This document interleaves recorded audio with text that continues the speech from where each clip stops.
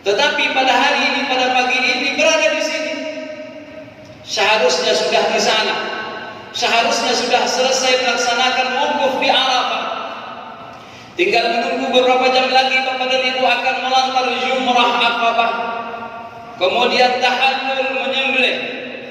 Atau juga bisa dilanjutkan dengan tawaf ifadah, rukun haji. Namun nyatanya Bapak dan Ibu berada di sini. Ini yang disebutkan dengan ketentuan dan ketetapan Allah Subhanahu wa taala, yang Allah Subhanahu wa taala tuliskan di dalam Lauhul Mahfuz, dan tidak ada satupun manusia yang dapat mengintipnya, yang dapat mengetahuinya, yang dapat menyadapnya. Rahasia Allah Subhanahu wa taala. Ma asaba min musibatin fil ardi wala fi anfusikum illa fi kitabin min qabli an nabra'aha. Dan lihat Bapak dan Ibu, ini semua permasalahannya adalah musibah, cobaan dari Allah Subhanahu wa taala yang menimpa manusia. Seluruh dunia menghambat seluruh aktivitas. Tidak lagi kita bebas untuk melaksanakan aktivitas. Kalau dulu kita kekurangan waktu untuk pergi ke sana sini, sekarang banyak waktu yang bisa kita gunakan untuk pergi ke sana sini. Namun kita dibatasi oleh musibah yang menimpa manusia pada saat ini yang tidak terlihat. Alangkah dahsyatnya, alangkah dahsyatnya. Allah Subhanahu wa taala mengatakan di dalam surah Al-Hadid, ma asaba min musibatin fil ard. Allah mengatakan tidak ada yang terjadi, tidak ada yang menimpa musibah. Musibah terbagi dua hadirin, musibah yang baik dan musibah yang buruk. Bahasa Arab asaba musibah bukan hanya yang buruk saja, nikmat juga musibah, bala, cobaan dari Allah Subhanahu wa taala. Tidak ada musibah yang menimpa bumi seperti kekeringan, tumbuh-tumbuhan tidak tumbuh, makhluk hidup yang di muka bumi sulit mendapatkan makanan dari muka bumi. Ma asaba min musibatin fil ardi wala fi anfusikum. Juga Allah mengatakan tidak ada musibah apapun yang menimpa diri manusia. Penyakit, keluh dan kesal dan sebagainya, illa melainkan fi kitabin, sudah ditulis, sudah ada catatannya. Kalau itu akan terjadi, tanggal, tahunnya, harinya, min qabli fi kitabin, di dalam kitab yang disebut dengan Lauhul Mahfuz, min qabli an nabra'aha, sebelum kata Allah Subhanahu wa taala kami menciptakan bumi dan sebelum kami menciptakan manusia. Sebelum Allah Subhanahu wa taala ciptakan bumi, sebelum Allah ciptakan manusia, ketentuan dan ketetapan itu sudah ada.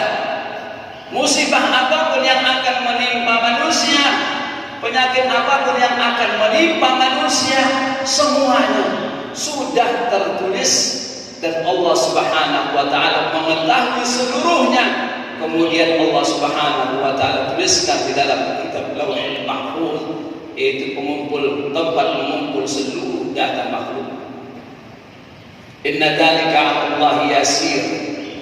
Ma'asyiral muslimin rahimakumullah, mungkin kita sebagai makhluk, bahkan termasuk makhluk yang lemah, kita akan berpikir begitu sulitnya untuk mendata peristiwa yang sedang terjadi saja. Kita tidak mampu mendata seluruh peristiwa yang terjadi di muka bumi, apalagi peristiwa yang akan terjadi.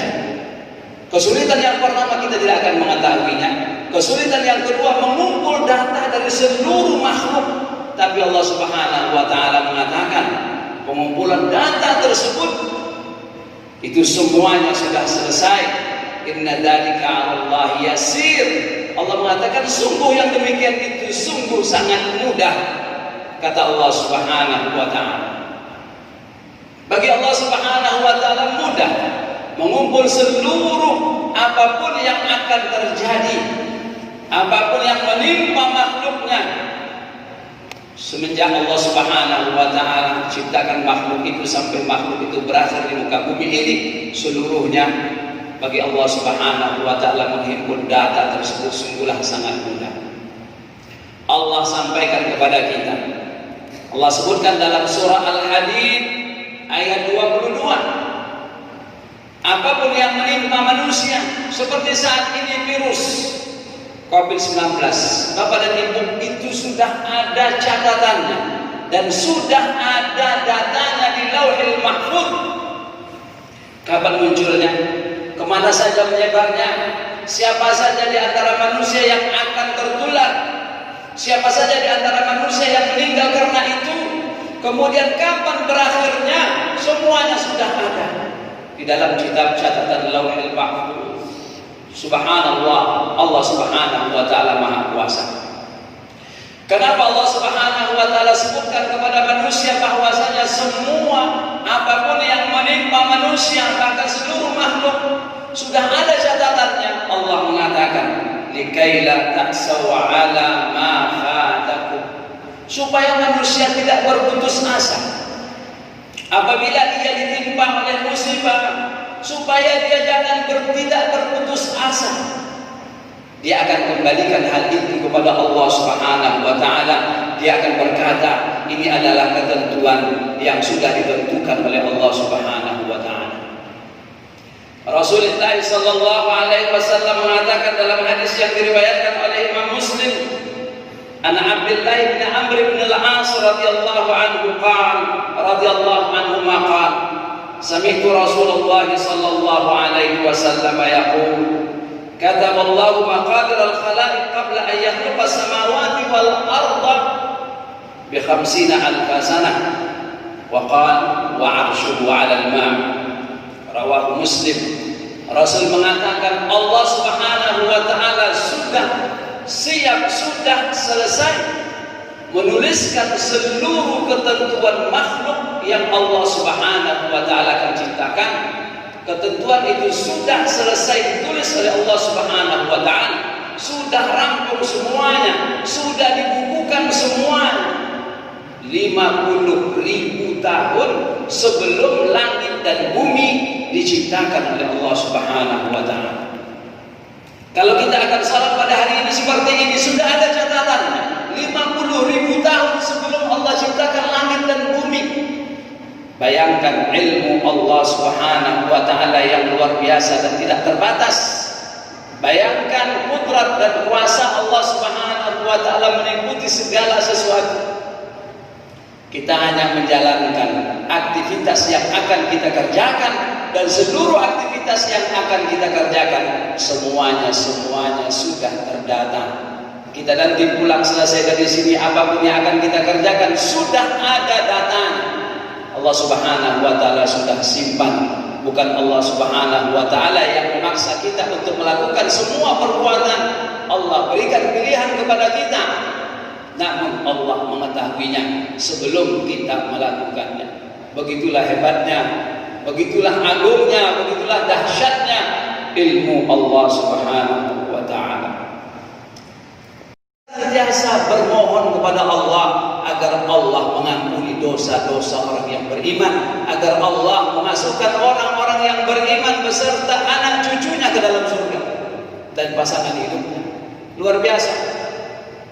Liyukhrijakum minadh-dhulumati ilan nur wa kana bil mu'minina rahima.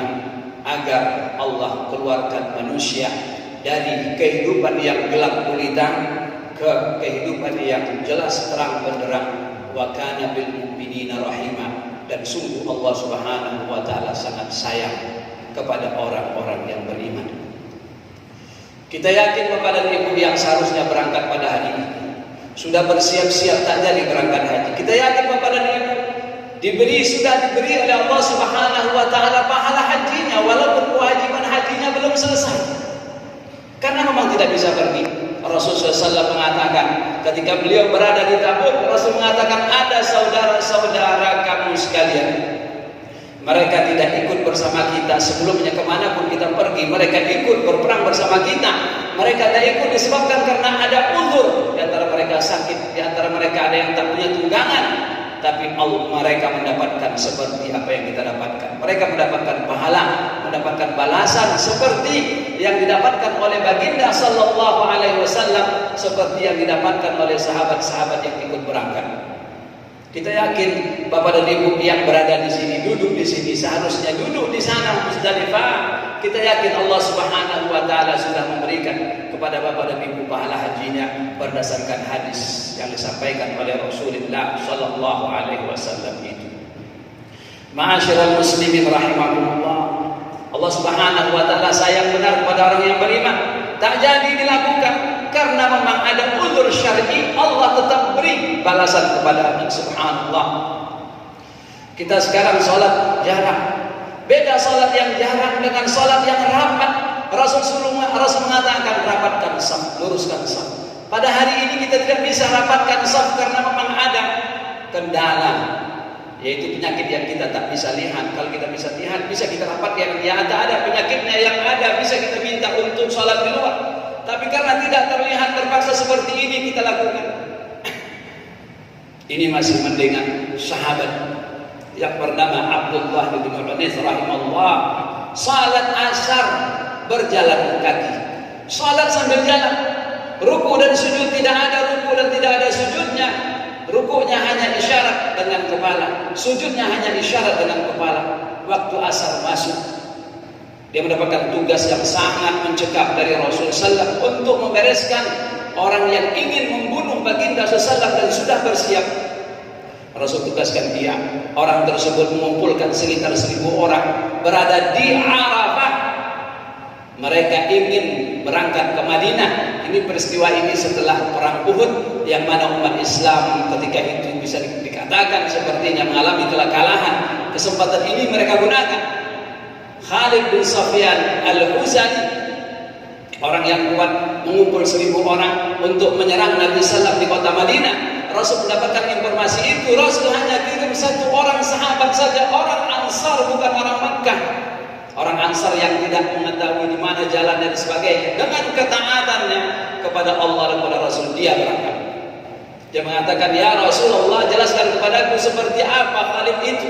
Rasul mengatakan, kalau engkau menatap wajahnya, engkau akan merasa takut melihatnya. Luar biasa. Bukan dia berkata, ya Rasulullah, kalau begitu aku tak jadi pergi. Dia pun berangkat. Nah, ketika dia melihat dari kejauhan ada orang yang berkumpul, dan dia sudah bertanya, kalau yang berkumpul itu adalah Khalid bin Sufyan al-Huzali. Kemudian waktu asar pun masuk, dia khawatir kalau nanti dia tertangkap, salat asar belum dikerjakan, maka dia salat asar sambil berjalan sampai ke hadapan Khalid bin Sufyan. Salatnya pun selesai. Tidak ada 1 orang pun yang tahu kalau dia sedang salat. Tidak ada, kalaupun seandainya orang beriman, orang Islam sekalipun melihat dia tidak salat, dia berjalan kaki, mengayunkan kedua kakinya, mengayunkan kedua tangannya, ruku dan sujudnya tidak ada. Hanya dengan isyarat bacaan bisa dia baca. Sampai di Khalid bin Sufyan, dia pun sudah mengucapkan salam. Tidak ketahuan salat selesai.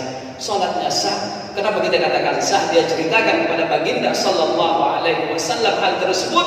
Rasul tidak menyuruhnya untuk mengulang salatnya kembali. Kita masih nampak salatnya hanya saf saja jarang. Oleh sebab itu Bapak dan Ibu, tidak usah kita ragu-ragu melaksanakan saf yang jarang ini selagi memang kita ragu dengan virus tersebut. Tapi kalau kita sudah yakin dengan virus itu sudah tiada, maka kita wajib kembali merapatkan dan meluruskan saf. Ini demi kesehatan. Ma'asyiral muslimin rahimakumullah. Semoga Allah Subhanahu wa taala memberi pahala salat kita seperti biasa sempurna. Rasul mengatakan, idza maridal 'abdu aw safara. Rasul mengatakan, apabila seorang hamba sakit, aw safara, atau musafir, kutiba lahu misla ma kana ya'malu muqiman sahihan, maka Allah berikan kepadanya balasan pahala ibadah yang dikerjakan seperti dia tidak sakit dan seperti dia tidak musafir. Orang sakit, salat tak bisa lagi berdiri, mungkin berbaring, tetap full pahalanya diberi oleh Allah Subhanahu wa taala jika memang ia sebelum sakit melaksanakan ibadah itu sempurna. Orang musafir salat zuhur 2 rakaat, tetap pahalanya pahala 4 rakaat. Asar 2 rakaat, tetap pahalanya pahala 4 rakaat. Begitulah sayangnya Allah Subhanahu wa taala kepada orang yang beriman. Ma'asyiral muslimin rahimakumullah, mudah-mudahan Allah Subhanahu wa taala senantiasa mengucurkan kepada kita sayangnya, mudah-mudahan Allah selamatkan kita beserta pasangan hidup beserta keluarga kita dari virus atau musibah ini. Amin ya rabbal alamin. Fa'tabiru ya ulil absar la'allakum turhamun. La ilaha illallah wa asyhadu anna Muhammadan abduhu wa rasuluh. Allahumma fassalli wa sallim wa barik ala habibika wa rasulika Muhammad wa ala alihi wa ashabihi ajma'in. Amma ba'du fa ya ibadallah, usikum wa nafsi bi taqwallah faqad fazal muttaqun. Qala Allah ta'ala fi kitabihil karim, a'udzu billahi minasy syaithanir rajim. Bismillahir rahmanir rahim. Inna Allah wa malaikatahu yusalluna 'alan nabiy ya ayyuhalladzina amanu sallu 'alaihi wa sallimu taslima. وارض اللهم عن الخلفاء الراشدين أبي بكر وعمر وعثمان وعلي وعلى بقية صحابة رسول الله أجمعين والتابعين وتابع التابعين ومن تبعهم بإحسان إلى يوم الدين. اللهم اغفر للمسلمين والمسلمات والمؤمنين والمؤمنات الأحياء منهم والأموات إنك سميع قريب مجيب دعوات يا الله ويا قاضي الحاجات. اللهم ارحمنا فإنك بنا راحم وتب علينا فإنك على كل شيء قدير. ربنا ظلمنا أنفسنا وإن لم تغفر لنا وترحمنا لنكونن من الخاسرين.